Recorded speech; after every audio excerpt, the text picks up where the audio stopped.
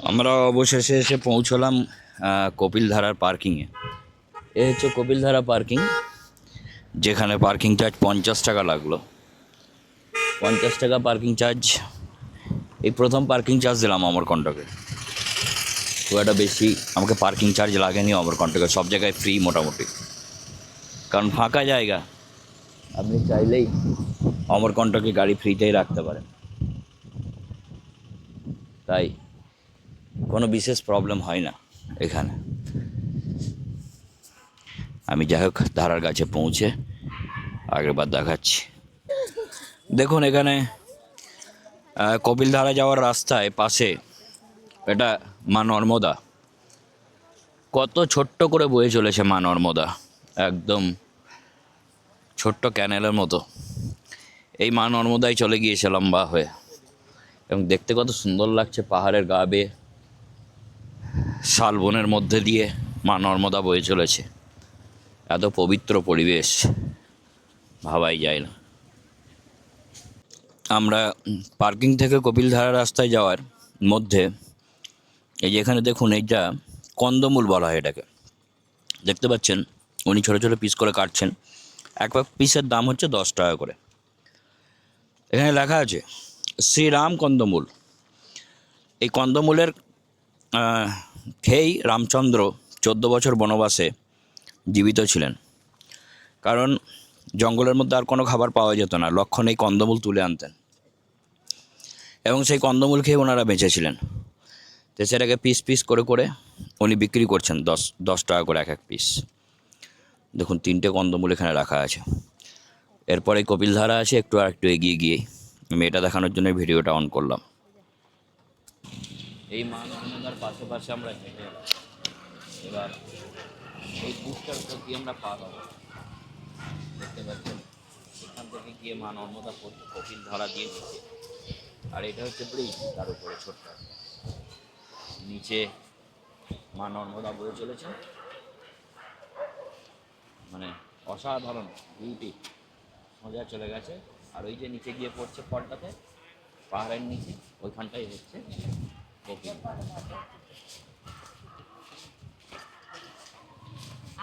এই ব্রিজটা দিয়ে আমরা পেরিয়ে এলাম, ব্রিজটা দিয়ে পেরিয়ে এলাম। আর এই কপিলধারা আছে ওই নিচে। এই হচ্ছে কপিল মুনি, যার নামে কপিলধারা। ইনি হচ্ছেন সেই কপিল মুনি, যার একটা ছোট্ট মূর্তি এখানে বানানো আছে। আর এই নিচে গিয়ে কপিলধারা পড়ছে। আমি আপনাদেরকে নিচে থেকে দেখাবো কপিলধারা।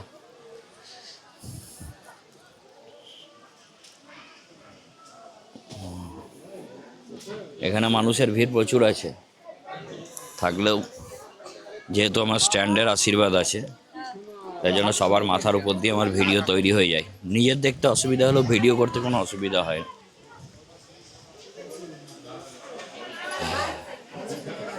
এই হচ্ছে সেই কপিলধারা।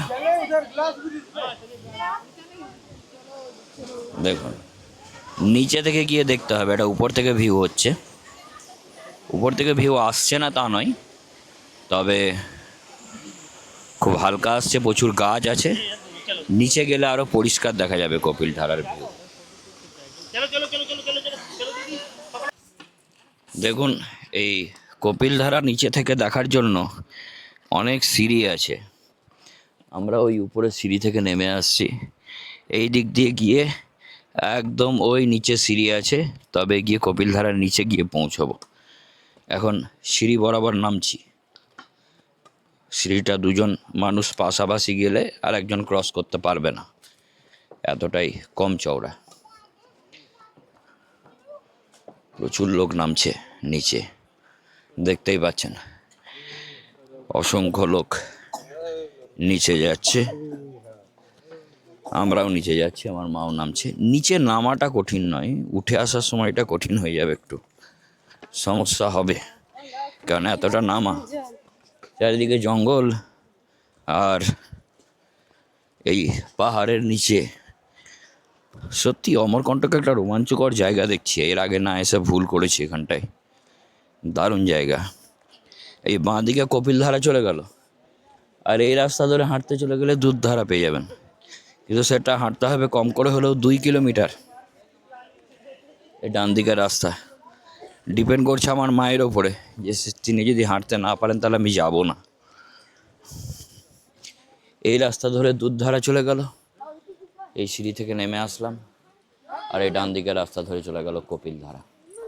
এখন ওনার উপরে ডিপেন্ড করবে যে আমরা দুধধারা যাবো কিনা, কারণ এখান থেকে প্রায় 2 কিলোমিটার হাঁটতে হবে দুধধারা।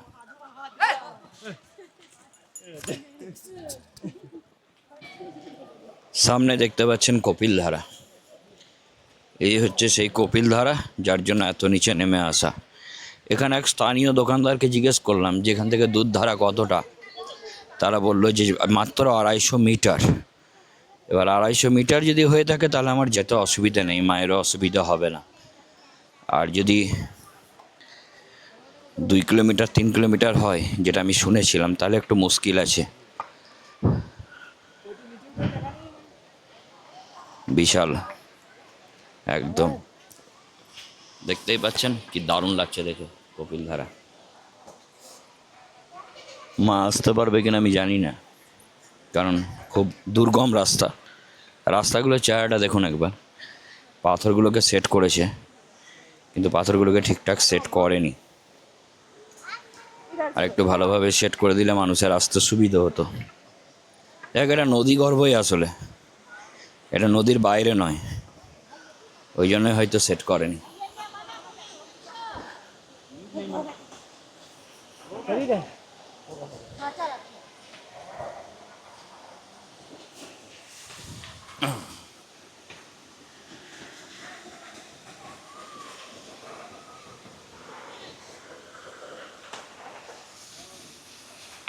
আশা করি ভিডিওতে আরও ভালো দেখতে পাচ্ছেন। আমি যেহেতু নিচে থেকে দেখছি তাই অতটা ভালো দেখতে পাচ্ছি না, আপনারা আমার থেকে ভালো দেখতে পাবেন। গাছে লেগে গেল আমার ক্যামেরা, গাছ ধরে টেনে নিল। এই হচ্ছে সেই মা নর্মদা পড়ছেন কপিলধারা রূপে। চলা যাইয়ে ভাইয়া, দেখুন কি বিশাল। এখানে বিন্দু বিন্দু জলের ধারা মুখের ওপর অবধি চলে এসছে, বিশাল।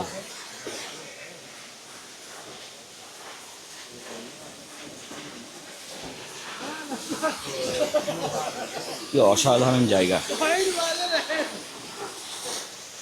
একদম গোড়ায় পৌঁছে গেছি আমি।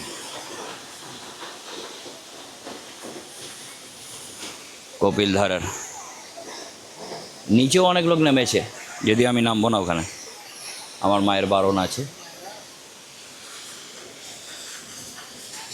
এবার আমি কপিলধারা থেকে, আর আমার মা চলে এসছে এখানে। আরে বাবা, পারবে আসতে কিনা কে জানে।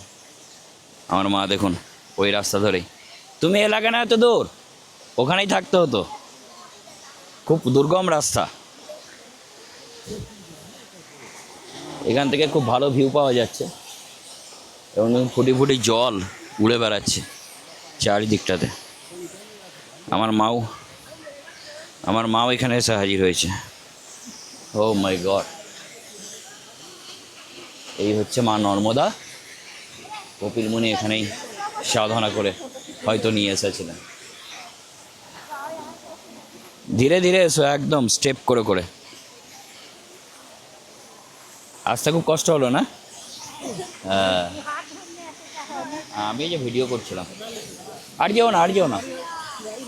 এখান থেকেও ভিউটা বেশ ভালোই লাগছে সামনে থেকে, একদম জলটা সামনে থেকে দেখা যাচ্ছে কপিলধারা। কিন্তু খুব দুর্গম রাস্তা। আমার মা পৌঁছে গেছে। চারিদিকে একদম পাহাড়ময়, আর জঙ্গল, আর কিছু নেই, শুধু পাহাড় আর জঙ্গল, পাহাড় আর জঙ্গল। এবার আমরা দুধধারার দিকে জার্নি শুরু করলাম। বললো 500 মিটার মতো হবে, মানে 1 কিলোমিটারও নয়। যদি 1 কিলোমিটারও না হয়, 500 মিটার মতো হয়, তাহলে আমাদের যেতে কোনো অবজেকশন নেই। এই হচ্ছে রাস্তা, দেখুন সামনে খুব দুর্গম রাস্তা। এই রাস্তার মধ্যে দিয়ে আমরা চলেছি দুধধারার দিকে। আরে বাপরে, কি ডেঞ্জারাস। এখন প্রচুর লোকজন থাকার জন্য তেমন কোনো চিন্তা নেই, লোকজন না থাকলে এখানে জঙ্গলি জানোয়ারেরও ভয় আছে অনেক ক্ষেত্রে আমি শুনেছি। কিন্তু এত লোক এখানে জঙ্গলি জানোয়ার এসে নিজেই প্রবলেমে পড়ে যাবে, তার জন্য তারা আসছে না। যাই হোক, আমরা কখন পৌঁছই সেটা দেখি। দেখুন মা নর্মদার সুন্দর রূপ এখানে, কি অসাধারণ জায়গা, সৌন্দর্যে ভরপুর মা নর্মদা। মা নর্মদার এত সুন্দর রূপ দেখে মন ভরে যাচ্ছে, সত্যি আসা ধন্য, এখানে সার্থক হয়েছে। এই জায়গা না আসলে বুঝতেই পারতাম না এত সৌন্দর্য এখানে। হ্যাঁ, এখানে বসাও যেতে পারে, সুন্দর বসার জায়গা আছে। আমিও বসে পড়ি একটু আমার মায়ের সঙ্গে।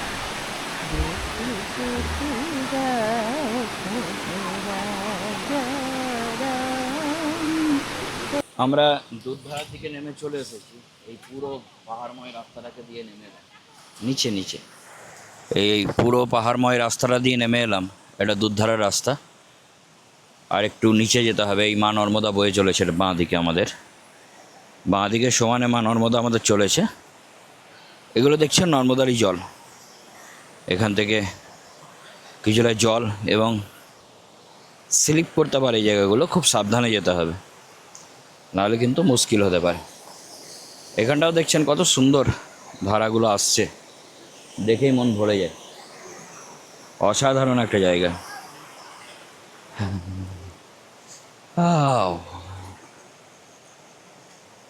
লোকের ভিড় ভালোই আছে, ওই জন্য সমস্যাটা হচ্ছে না বা ভয় লাগছে না। নাহলে গভীর অরণ্যে যদি আমি একা থাকতাম যথেষ্টই ভয় লাগতো আমার। মা নর্মদার জল সমানে আমাদের পাশে পাশে বয়ে যাচ্ছে।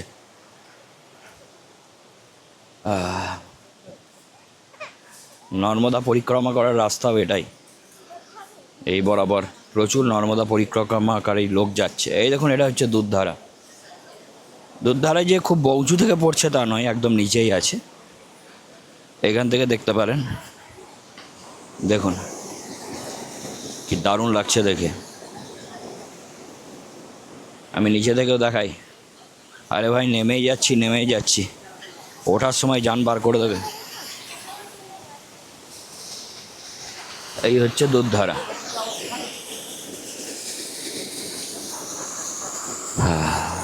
এখানটা নামলাম মানে আমরা প্রায় 10 তলায় নিচে নামলাম বোধহয়, ছাদের। এত নিচে নামার পরে আবার উঠে যাব কি করে, সেটা একটা চিন্তার বিষয় থেকে গেল মনে। কষ্ট করে উঠতে তো হবেই, নেমেছি যখন। এই হচ্ছে আর একটা ধারা, দুধধারা, যেটা দেখতে মানুষ ভিড় করেছে এতদিকে। নর্মদার জল বয়ে যাচ্ছে কুলকুল শব্দে, দারুণ দারুণ, দেখেই মন ভরে যাচ্ছে। আমার মাও এসে পৌঁছেছে, এবার আমার মাকে নিয়ে উপর অবধি পৌঁছতে হবে আমাকে আবার। ওই নেমে আসছে উপর থেকে লোকজন, দেখতে পাচ্ছি, গহন অরণ্য। এটাই দুধধারা? হ্যাঁ ওটাই তো, তাছাড়া আবার কোন নতুন কি ধারা? না না, আর কোনো বড় কিছু নেই, এখানেই শেষ হয়ে গেছে রাস্তা। দেখুন এখানে রাস্তা এন্ড, দুধধারাতে এসে মা নর্মদার জল পড়ছে। এই হচ্ছে কপিল মুনি।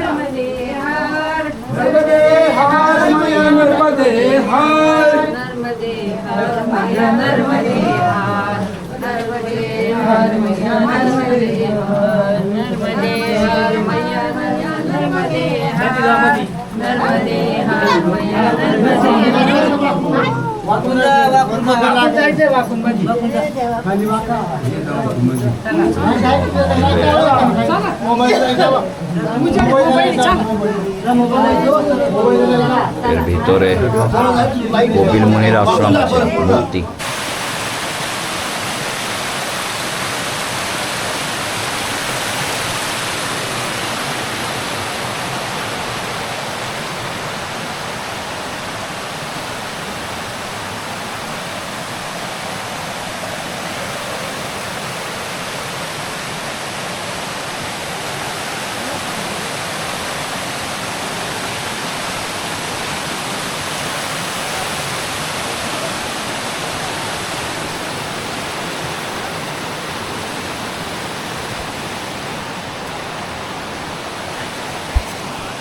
ফাইনালি আমরা কপিলধারা এবং দুধধারা দুটোই দেখে ফিরলাম। বিশাল পাহাড় পর্বত চড়ে উতরে মানে এই গোটা সিস্টেমটা কমপ্লিট করলাম। এই প্রচণ্ড ঠান্ডার মধ্যে আমি ঘেমে গেছি পুরো ভিতরটা। তাই আমি ভাবছি যে কেদারনাথ যাত্রার সময় কি হবে। এই পাশে আবার আমাদের নর্মদা, মা নর্মদা বইছে। ওইদিকে একটা আশ্রম আছে, দেখতে পাচ্ছেন কি সুন্দর আশ্রমটা। এই পাশে পাশে নর্মদার। আসার সময় এই রাস্তা ধরেই এসেছি, আবার ফেরার সময় ওই রাস্তা ধরেই ফিরছি। যাই হোক, মনে হয় না আজকে আর কোথাও ঘুরতে পারবো। আজকে মাইকা বাগিয়া, তারপরে সোন, তারপরে কী বলে ওটাকে, সোন, যাই হোক ওই সোনের যেখানে জন্ম, আমি ভুলে গেলাম নামটা। আর হচ্ছে এই কপিলধারা আর দুধধারা, 4টে দর্শন হলো। এখনও বাকি থেকে গেল মাইকি মণ্ডপ। হ্যাঁ, আর একটা দর্শন করেছি, সেটা হচ্ছে শ্রীযন্ত্রম একটা আছে। আর বাকি থাকলো জৈন মন্দির, মাইকি মণ্ডপ, এরকম আরও বেশ 3-4টে জায়গা বাকি থাকলো। আজকে মনে হয় না আর পারবো, শরীরের যা অবস্থা। কালকে সকাল থেকে ওটা কমপ্লিট করে বেরিয়ে পড়বো এখান থেকে। দেখতে থাকুন।